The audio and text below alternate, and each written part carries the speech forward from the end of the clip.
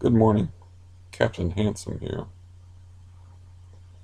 Well, uh, I thought that I would put up a chart of December as far as my benzo use to show people how important it is to switch to a less potent benzo if you happen to be on either Xanax or Klonopin or one of your higher caliber higher caliber benzodiazepines.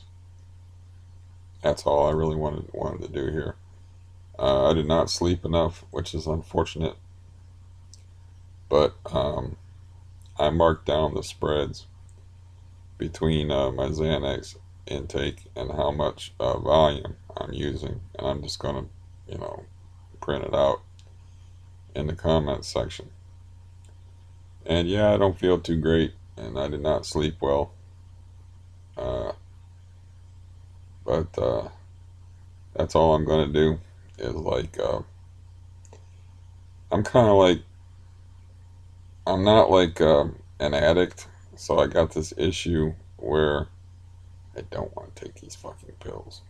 I don't want to. So the last Xanax I took was 1:30 p.m. yesterday, which is 20 hours, a little bit over 20 hours from now. And if you look at my chart, like just up to 2 weeks ago, I was taking Xanax anywhere from 4 to 8 hour spreads, you know.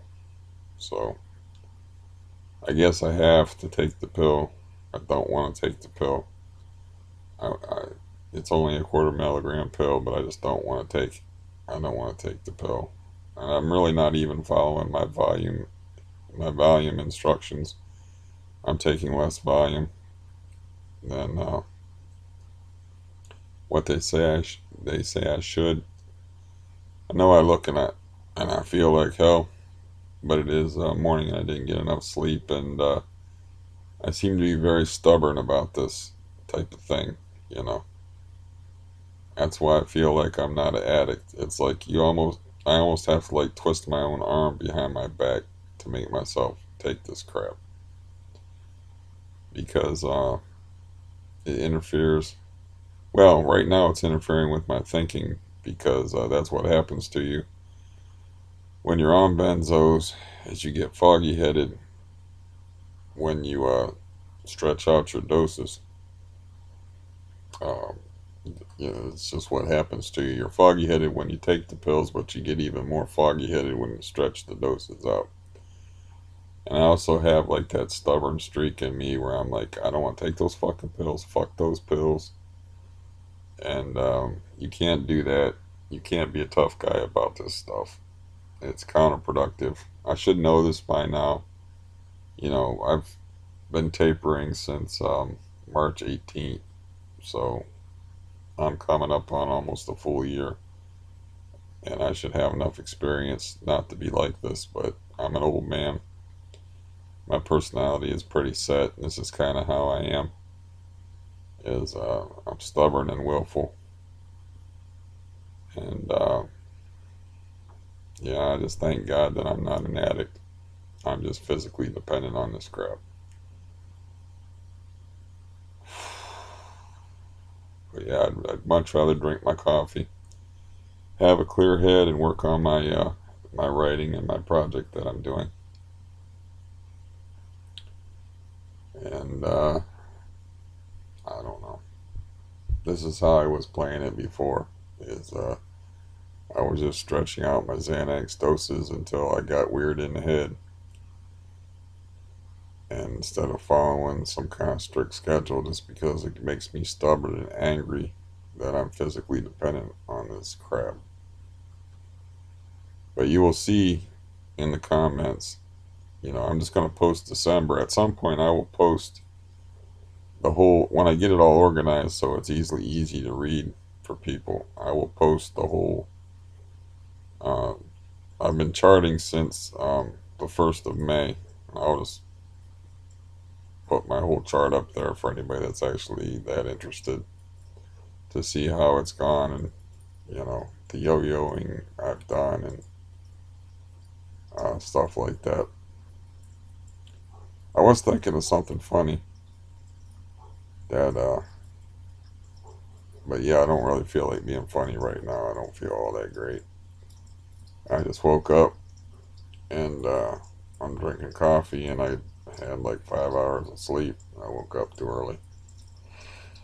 I go in to see my psychiatrist guy tomorrow, and I don't know if I can talk to him about medical marijuana or not, but I'm seriously thinking about medical marijuana as an alternative, because what they're giving me for my CRPS is Neurontin, which is a drug that messes with the GABA in your system, which is the last fucking thing that I need if I'm trying to get off of drugs that mess with GABA.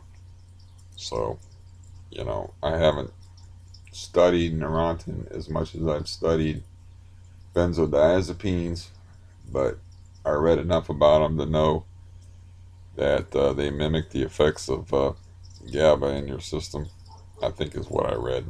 But, I just haven't felt like reading up in it. And I've had the script for like 4 days. Today is Sunday. I've had the script since Tuesday, and I haven't filled out the script. I don't like drugs. I really don't. Um, I don't like drugs so much that I was clean with CRPS, a chronic pain generating disease, for probably 18 to 20 years. And the only drugs that I was using was marijuana, and only occasionally. I was not an everyday pot smoker until um, maybe 2014 to 2017. I had like a 3-year period there where I was an everyday pot smoker, and I would smoke cigarettes and cigars with it. And then I started to have more heart problems, so I said, bye bye marijuana, bye bye tobacco. Now I had just had this recent heart episode on the 5th of December, even though I've been behaving myself in that regard. But I understand that they make different strains of medical marijuana for different purposes. So, I'd be willing to try that, because I don't want anything addictive. I don't want to be dependent on any fucking drugs at all. I don't want no dependency. I've had my fill of dependency. I don't like it. So I know for a fact that I quit marijuana fairly easily. Um, then I know it's not something that you develop a physical dependence with. You develop a psychological dependence with it. You could actually develop an addiction to marijuana, but it's not physical. I know plenty of people that they start to panic when their little bag of weed gets a little small. And I know, like, I talked to a guy last night, high off his fucking ass, and that's what he does. And that's what he waits for. He's like the guy that comes home from work and has his martinis in a bar or whatever. He waits to get off of work to toke up and get blasted. And from what I understand, the weed that they have nowadays is like super potent. It has something to do with the legalization. I mean, I know a couple of guys that deal, and they claim that because of this legalization thing, you can get really, at least in my area, you can get really powerful, like almost hydroponics. Maybe it is hydroponics quality, but you can get really, really powerful marijuana for the same price that like 2 or 3 years ago you would have to pay for a hydroponics, if that made any sense. And it's because here in Ohio, they legalized it around 2016 or 2017, but they didn't get the dispensaries set up until 2018. I think that had some kind of affecting the marijuana trade around here. But anyways, yeah, I don't know. I was doing a little bit of research, and I'll go into my psychiatrist tomorrow, and maybe he'll talk to me about it. Maybe he won't, or maybe I'll just talk to my care source manager and say, look, uh, I'm looking to get some kind of pain relief that's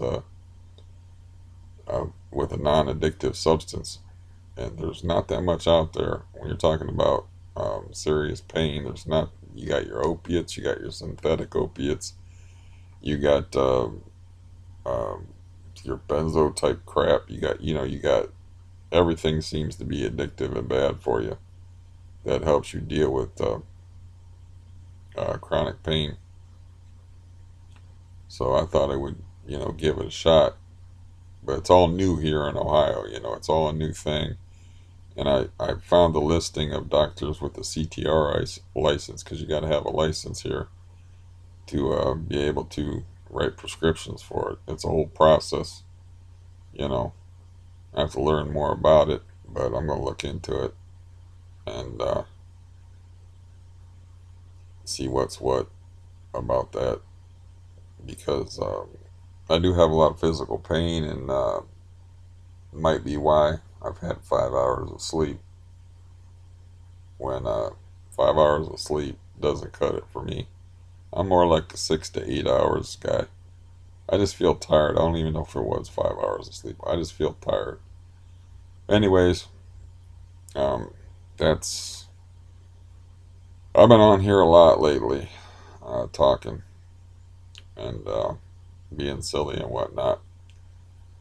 But I think it's important for me to tell people to, you know, what the things that I've learned going through this experience, and I'm not through it yet by any means. But this whole thing that I'm doing, which I just can't, seems to be part of my character. I can't help it, where I'm just stubborn. You know, you kind of have to take. You're chemically dependent on something. You kind of have to take it and taper in a gradual thing. You can't get stubborn and pissed off like I am now and be like, no, I don't want to take that stuff. I'd rather sit here and suffer. And you can't do that. Um, I'm already, as you'll see from my chart, I'm already like, yesterday was my birthday. And you'll see in my chart that, like, as as little as 10 days ago, I'm taking like a milligram, a half a milligram to a milligram to more than a milligram a day. And now on my birthday, I just took 1/4 milligram. There's another day in there where I just took 1/4 milligram of Xanax, and that's what switching to the lesser uh, benzo will do for you. So this is my "Don't Be a Tough Guy" video. So don't be a tough guy and don't be an asshole like me. And really, I don't really feel all that equipped to give advice, but that would be my advice right now. Take it for what it's worth. Um, Maybe when I get through this, and then maybe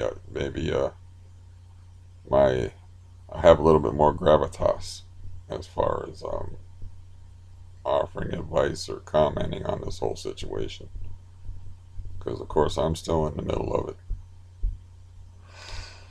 But the switch to volume is happening, and I won't get any more scripts for Xanax. And